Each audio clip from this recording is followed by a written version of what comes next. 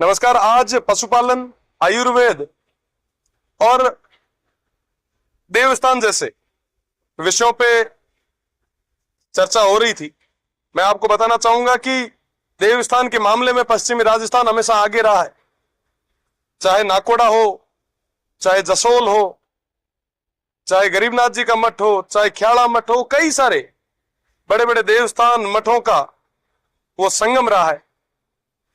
मैं आपके माध्यम से सरकार का ध्यान आकर्षित करना चाहूंगा कि किराड़ू जैसे जो देवस्थान है उन्हें डेवलप करना चाहिए।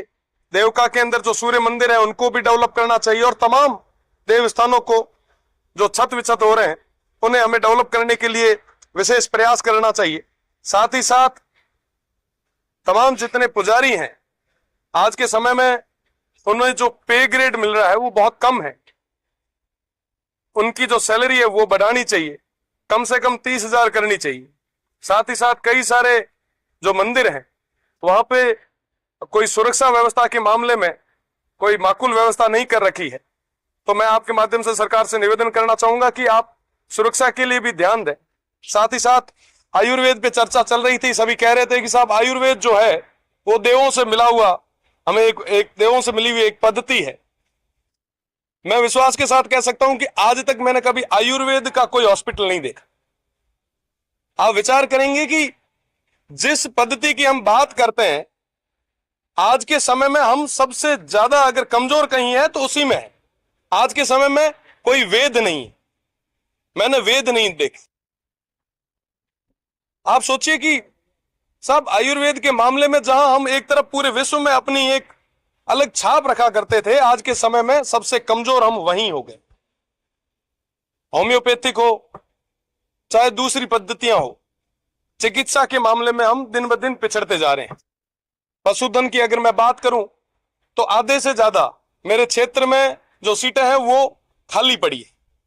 हम एक तरफ बात कर रहे हैं कि साहब पशुधन को बढ़ाएंगे, साहब आपके पास रख रखाव का कोई मामला नहीं है। पिछली गवर्नमेंट ने तो कुछ किया नहीं जिसकी बदौलत ये स्थितियां उनकी बनी है। हमें मिलकर सामूहिक प्रयास के साथ में एक परिवर्तन लाना होगा। आज के समय में अगर मैं वेस्टर्न राजस्थान की बात करूं, पशुधन के मामले में बात करूं तो पहले के समय में गोचर छोड़ा करते थे। पुराने समय में गायों के विचरण के लिए एक अलग जगह छोड़ा करते थे। आज वो ओरण और गोचर पूरे तरीके से खत्म हो चुके हैं। हमें उसकी भी चिंता करनी पड़ी। हमें गोधन को बचाने के लिए, उन नस्लों के संरक्षण के लिए हमें मिलकर प्रयास करने पड़ेंगे। आज थार पारकर जैसी नस्लें वो दिन ब दिन गायब होती जा रही है। हम बात कर रहे हैं कि साहब हम ऊंटों को बढ़ावा देंगे, हमारा राज्य पशु है, पर साहब आपने एक भी प्रयास अभी तक नहीं किया है। ये हमारे सभी के लिए पीड़ा की बात है। मैं सरकार से निवेदन करना चाहूंगा कि इस क्षेत्र में आप मजबूत कदम उठाएं। साथ ही साथ ओरण गोचर की जो बात मैं कर रहा था, पश्चिमी राजस्थान में सबसे ज्यादा है। आज के समय में मल्टीनेशनल कंपनियों की नजर उस ओरण और गोचर पे है। उन आम लोगों के लिए, उन पशुओं के लिए, उस पशुधन के लिए ओरण गोचर को बचाना जरूरी है। हम सब मिलकर प्रयास करेंगे।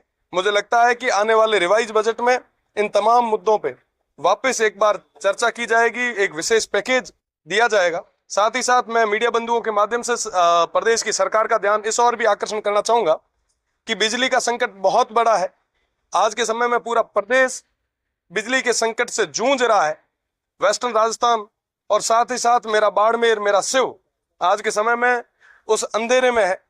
मैं निवेदन करना चाहूंगा प्रदेश की सरकार से, माननीय मंत्री जी से, कि ये अघोषित कटौती आप बंद करें, लोगों को पूरी बिजली दें और साथ ही साथ तमाम समस्याओं का आप जल्दी निवारण करें। बहुत बहुत धन्यवाद।